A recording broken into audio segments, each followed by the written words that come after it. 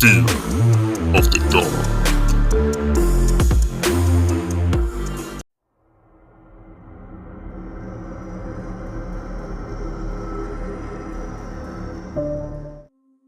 On November 25th at 4 a.m., I woke up in a panic. I've been having sleep paralysis this whole month. It happens every November or whenever I'm stressed. This time was different though. I woke up and I was able to pull out of my sleep paralysis fairly quickly, but I felt this intense feeling of something was staring at me with deep hatred.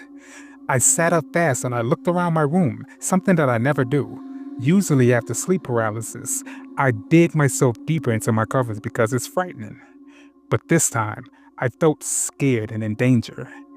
At the doorway of my room, I saw this 8 to 10 foot thing. It had a goat head. I don't remember seeing horns on it though, but it had a gorilla body. I grabbed my phone and then I turned the flashlight on it and shined it. I did not feel brave enough to shine it in his face, but I illuminated it enough to see his body and a bit of his face. I saw enough and I screamed. A long scream. To be honest, I purposely screamed for a long time so my dad can come in and save me, embarrassingly enough. Luckily, my parents lived with me and my dad ended up barging into my room. He stayed at the doorway for a second, scanning in my room, and then ran in. When he ran in, he ran through the demon-looking thing. It grimaced when my dad walked through it, and then it disappeared. My dad ended up hugging me for a second before we ended up having a sleepover in the living room with the cats. I know, I'm a 30-year-old female and I'm too damn old for my dad to be hugging me to sleep, but that thing looked frightening. My dad is nearing 60 and is very into Catholicism to almost an extreme. As he was growing up, he was seeing what my grandmother had to go through as a curandera, a village healer. He says that he saw a lot of ghosts and demons. He always had his prayer music on. He wasn't always like this. He always said that he could see the supernatural, but he wasn't really religious. He got into a really stressful situation a few years ago, and all of this magnified to where it is now.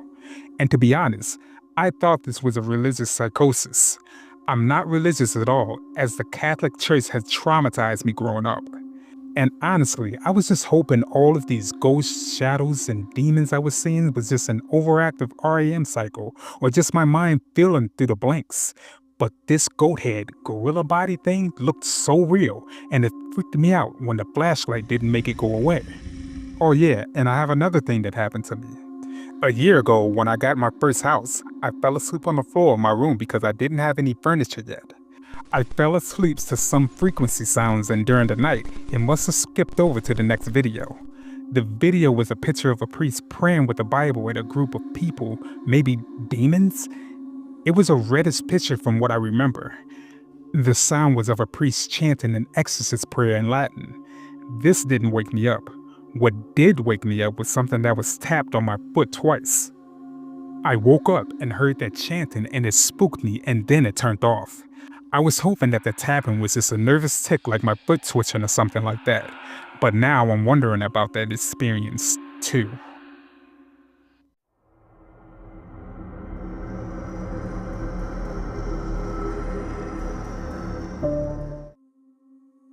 So I, an 18-year-old male, works at a theme park that I wouldn't disclose the name of, but I saw something and I want to know you guys' thoughts. I never was a firm believer in ghosts and things, and I was just on the sub for fun. However, I may have changed my views on things now. So one night a couple of weeks ago, we were locking up the scare mazes that the park opened for their Halloween event. Now 2 of these mazes are located in a fairly odd historical building, one in the basement and another one on the very top of the building. We were closing up the first maze in the basement as usual, going through to make sure everyone was out.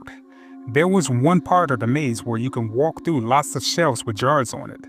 Now in scare mazes, the actors run through things called rat runs, which helps us get better scares, like shortcuts through the maze layout. I went into the rat run located by the shelves, and I thought I heard something, so I went to check, and I saw a little boy in really old medieval clothing. I asked him if he was okay, and he just ran off, and I couldn't find him. Wasn't even pale or transparent or anything like that, just a normal looking boy. I put it all down to me seeing things and carried on through the rest of the maze, but this next bit, this is something that I cannot explain. So once we closed the first maze, we went upstairs to the second one and began walking through that. I honestly can't tell you how this happened, but there's something you should know beforehand. This maze is huge, and it takes about 15 minutes to walk through. There are no hidden rooms apart from the rat runs, as it is on the top floor, and if we went beyond the walls, we'd be falling to our death. So with that, me and my group were walking through when everything went dark. I don't know when or how, but I found myself in a completely dark and silent room. Not too hot or not too cold, like the perfect balance between all of my senses. I assumed I'd wandered into a rat run, so I took about 3 steps before I saw a line of light, like a crack in a wall. I went to it about 4 steps and stepped through. I was back in the maze. I had exited by the dollhouse, and here's the thing. The dollhouse is all the way on the other side of the maze. I was very confused, and when I turned back, the gap in the wall was gone. About 10 minutes later, my group came around the corner and asked what I had been. I told them what happened, but obviously the gap was gone. Seriously though, what happened was physically impossible. How did I walk 10 to 15 minutes and 3 steps to the other side of the maze? This is exactly what caused me to share the story on here. Can any of you guys explain to me or know what happened? Do any of you guys think this sounds familiar? Really? Am I going crazy? What do you guys think? Please, I really truly need answers.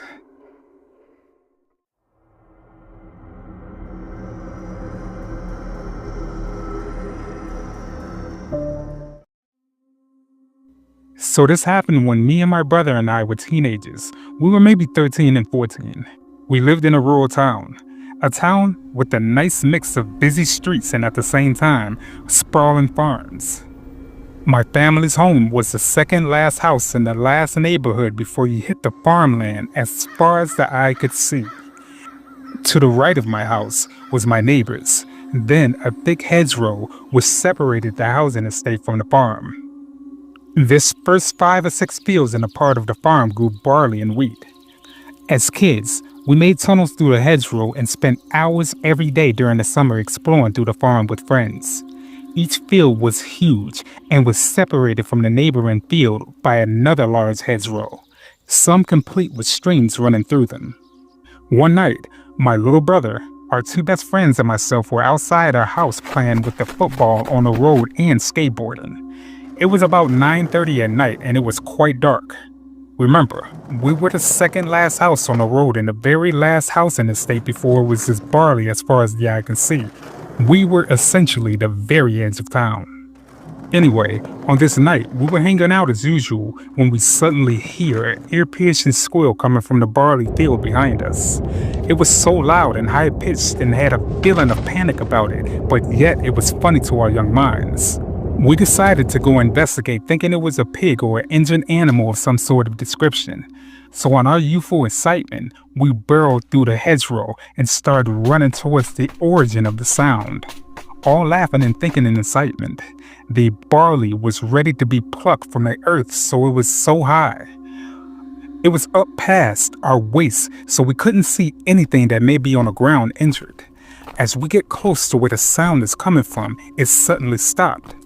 We stop and look at each other laughing, then it starts again, but now it is origin from the point of the field which we first entered. We exchanged glances in confusion before sprinting towards the sound, believing it must be a scared, injured animal. Then the sound stops before immediately starting again directly behind us. This time it sounded ominous and the feeling changed. The sound then stopped again, starting suddenly but way off in the distance. It moved towards us at speeds way too fast for an animal. Just as it reached us, it stopped and again came from a totally different end of the field, hurtling towards us in the pitch black. Now we were frightened. This is not an injured animal. We literally had no idea what it was. The sound then seemed to stop and start from everywhere, moving with incredible speeds all around us, covering huge distance in seconds. Without saying a word, we all ran as fast as possible back to the hedgerow which we entered. All the while, this loud screeching and wailing moves all around us. My younger brother begins to cry in fear as we rush to get back into our neighborhoods under the streetlights near our home. As soon as we crossed the threshold, the high-pitched screaming chasing behind us stopped at the border. We were all physically shaken and scared now. My little brother was hysterical for weeks, refusing to go back into that field even during a sunny day. A few years later, my brother would tragically die suddenly in that house. Many strange sightings of a withered woman were reported around those fields over the years. If anyone is familiar with the legend of the banshee, let me know what you think. This occurred in Ireland, as you probably guessed.